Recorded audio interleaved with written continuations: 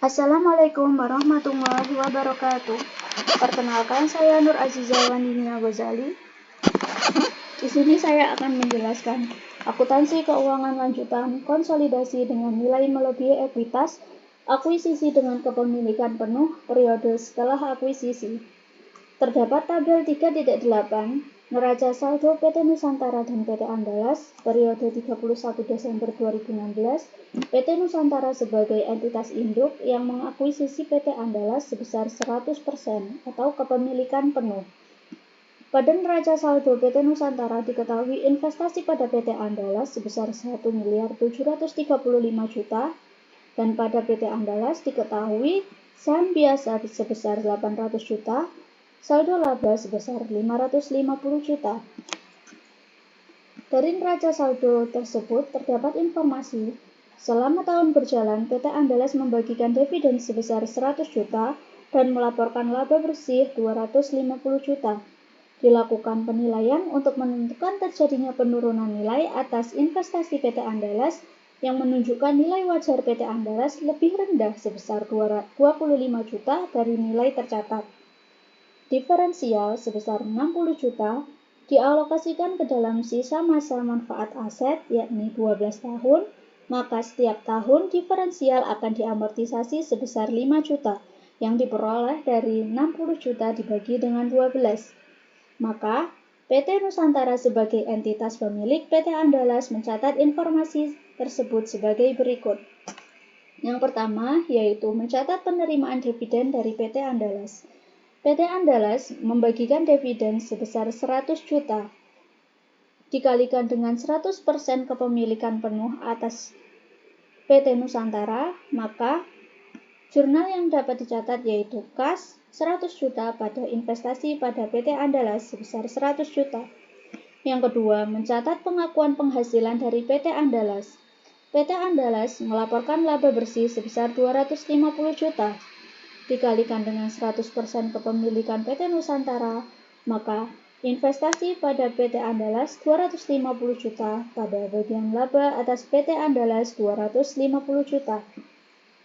Yang ketiga, menyesuaikan diferensial terkait bangunan dan peralatan. Nilai 5 juta diperoleh dari diferensial sebesar 60 juta yang dibagi dengan sisa masa manfaat aset yaitu 12 tahun, diperoleh nilai 5 juta, dikalikan dengan 100% kepemilikan, maka jurnalnya investasi pada PT Andalas 5 juta, bagian laba atas PT Andalas 5 juta. Yang keempat, mencatat penurunan nilai goodwill. Goodwill diperoleh dari nilai wajar PT Andalas yang dinilai lebih rendah sebesar 25 juta dari nilai tercatat. Maka dari itu dicatat 25 juta dikalikan dengan 100% kepemilikan dengan jurnal investasi pada PT Andalas sebesar 25 juta pada bagian laba atas PT Andalas 25 juta. Dari jurnal-jurnal tersebut dapat diperoleh tabel 3.9 yaitu perhitungan jurnal eliminasi periode 31 Desember 2016. Saldo 1 Januari 2016 investasi PT Nusantara pada PT Andalas sebesar 1.605 juta dengan rasio 100 dengan kepemilikan 100%, tidak ada non pengendali.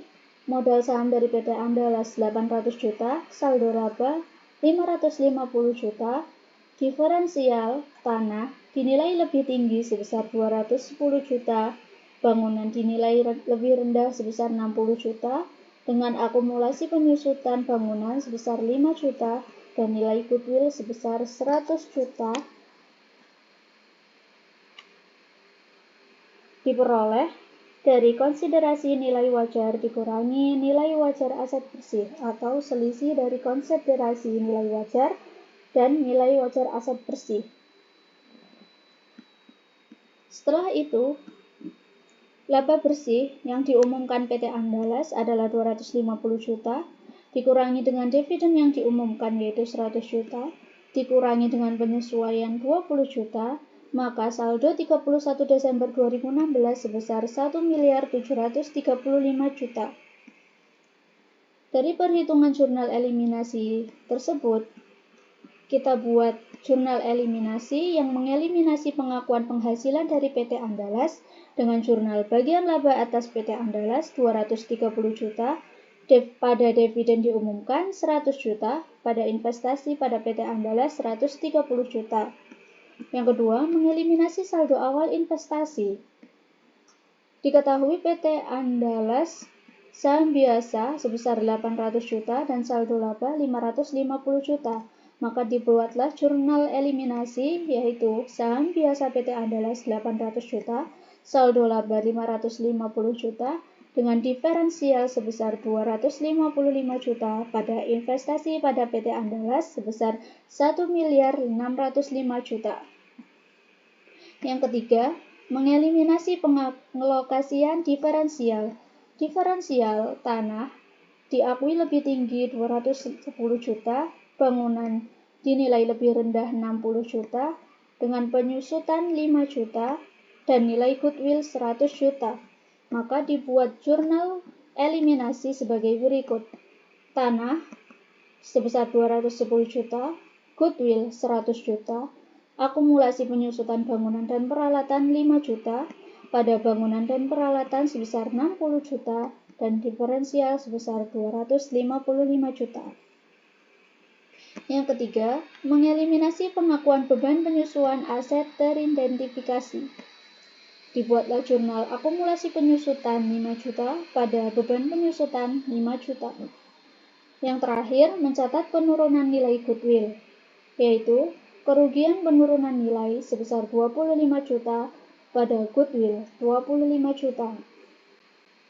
Setelah dilakukan jurnal eliminasi, kita dapat membuat tabel 4.0, yaitu kertas kerja konsolidasian periode 31 Desember 2016. Terdapat akun-akun, neraca saldo dari PT Nusantara dengan PT Andalas, jurnal eliminasi debit kredit, dan konsolidasian.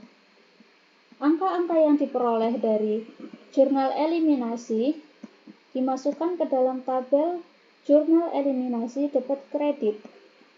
Penghasilan dari anak usaha 230 juta, beban penyusutan 5 juta, kerugian penurunan nilai 25 juta, dengan laba bersih 255 juta, saldo awal 550 juta, ditambah dengan laba bersih 255 juta, dikurangi dengan dividen, terdapat saldo laba akhir, tanah yang dinilai lebih tinggi, bangunan dan peralatan yang dinilai lebih rendah, akumulasi penyusutan, akumulasi amortisasi, investasi pada PT Andalas, goodwill, dan goodwill yang dinilai lebih rendah atau penurunan nilai goodwill, diferensial, saham biasa, dan saldo laba.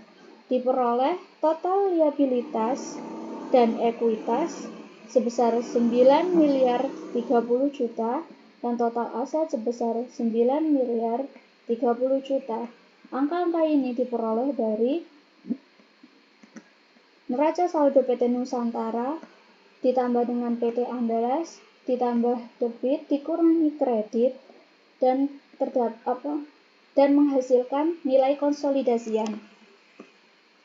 Setelah dilakukan pencatatan atau dilakukan kertas kerja konsolidasian, kita dapat memperoleh tabel 4.1, yaitu PT Nusantara dan entitas anak, laporan posisi keuangan konsolidasian periode 31 Desember 2016, periode setelah kombinasi bisnis.